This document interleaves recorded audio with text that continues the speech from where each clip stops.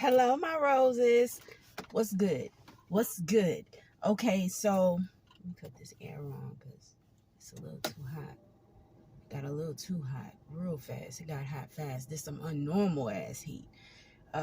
Which was some shit that I was expecting. I've been expecting this shit for a while. But I was coming to talk to y'all about self-sabotage and what that looked like and how to catch yourself when you're doing it. I know for me, somebody that has actually gone through addiction and has gone through relapse and recovery, I realized that before a relapse actually happens, it's me self-sabotaging when I'm getting to the apex of something that I want or a goal. And I'm starting a new series called the Rising of Irose. And this series is not only going to be about me personally rising and becoming my best version, but also building my brand. And I came up with this idea because I am getting ready to go through a metamorphosis. I am getting ready to leave behind who I was in order to become who it is that I want to be. And in the process of that, I was basically manifesting, jotting, writing, manifestation journaling.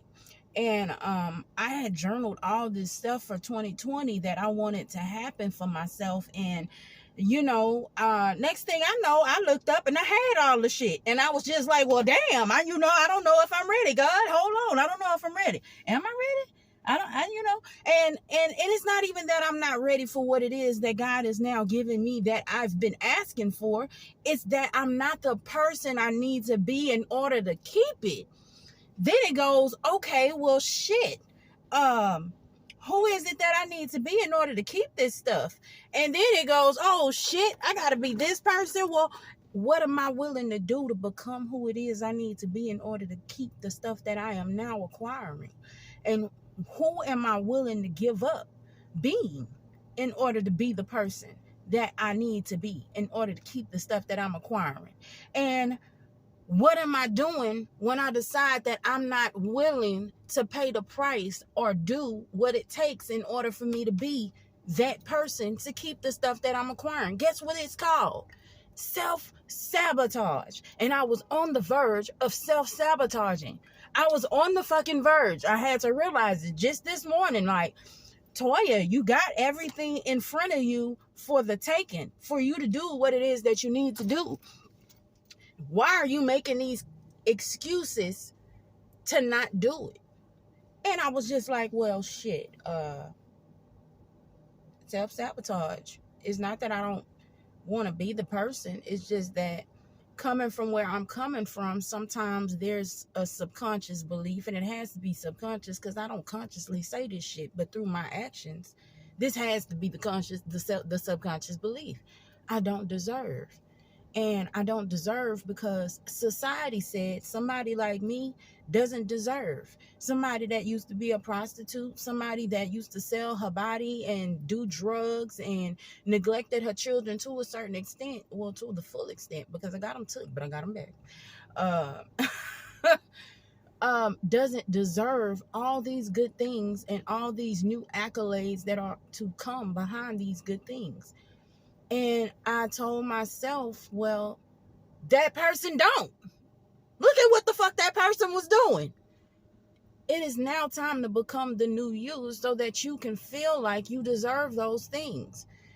But it is the process of me actually acknowledging that I'm getting ready to self-sabotage, or that I'm creating these barriers and making these circumstances and coming up with these excuses to not do what I need to do because I don't feel like I deserve. Because I kind of feel like I'm kind of in between being the person that I used to be when I was in my addiction, I wasn't a bad person. I was doing bad things that wasn't in alignment with who my highest self was. And I neglected a lot of people and hurt a lot of people with my actions, not intentionally, but I did. And it wasn't directly because I wasn't stealing from nobody or shit like that. But still, because people could see the best in me and I wasn't doing the best, it still hurt people. And that hurt me.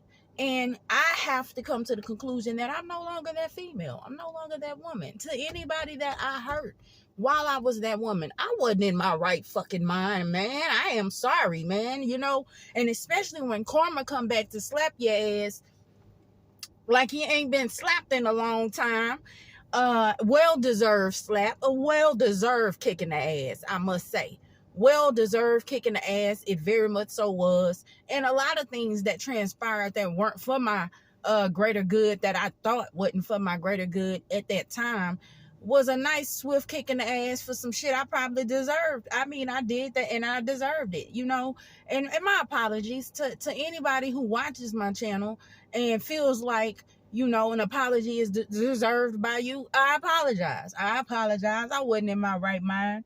God damn it. And I wasn't attracting nothing but people that wasn't in their right mind. Crazy people. You gotta be out your goddamn mind. Yeah, but as I decided that I'm getting ready to go ahead and build my brand now because I'm ready, and I decided I'm going to go ahead and build myself. With that comes a responsibility to start taking accountability for my actions and to start taking accountability for things that I start seeing transpire in my life and halting it, especially if it's not for my greater good, my higher self, and sharing it with y'all. That's also another reason why I got this channel, to share my experience, strength, and hope with y'all, because at the end of the day, that's all I could do. That's all I could do. And with the experiences that I have had, I've been raped, I've been beat on, I've been talked to crazy, I've been handled like I wasn't a fucking human. You understand? And through all of it, I held my head. I kept myself and I protected my essence, which is why it was so easy. It wasn't easy, but which is why I came out of it, which is why it was easy for me to come out of it and actually transcend a lot of the trauma. Because that's a traumaful experience. Anybody that's been through addiction suffers from PTSD because that shit is just like going to war.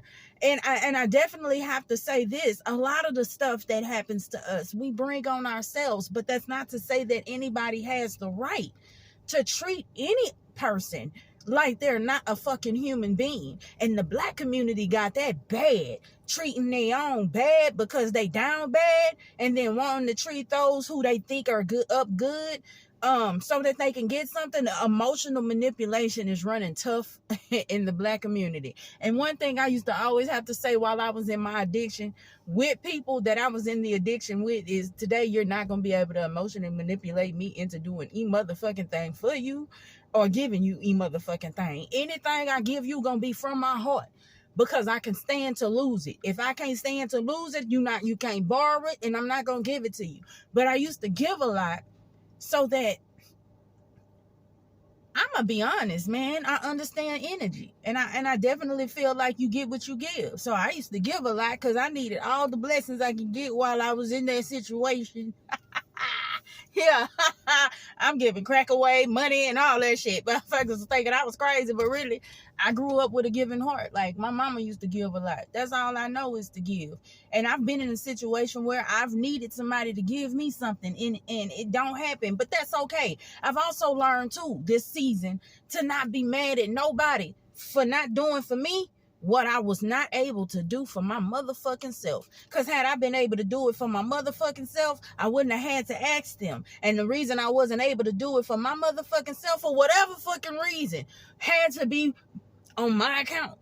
It was something I was lacking, something I did. I guarantee you it was me being irresponsible. It was me not holding up my end of the bargain when it comes to being financially literate and saving money and putting it to the side. I guarantee you it was some shit that I did. So who am I to get mad at anybody for telling me no for help? That's part 2 of my video from the last time that I dropped, talking about don't be afraid to ask for help. No, don't be afraid to ask for help, but damn sure don't get mad when a motherfucker don't give it to you.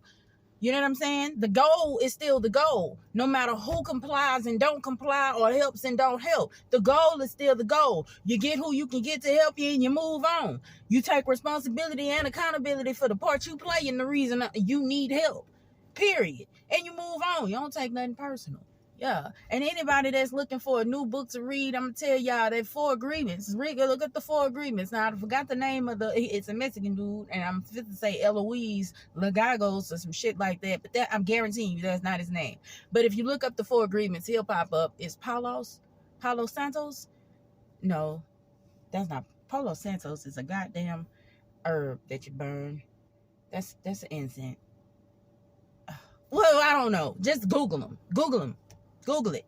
So, yeah, I just wanted to talk to y'all about that real quick too, because it's just like, yeah, man, I was dead ass getting ready to self-sabotage right in the middle of me getting everything that it is that God and that I didn't beg God for. I begged him for it. Basically, hounded God, begged her.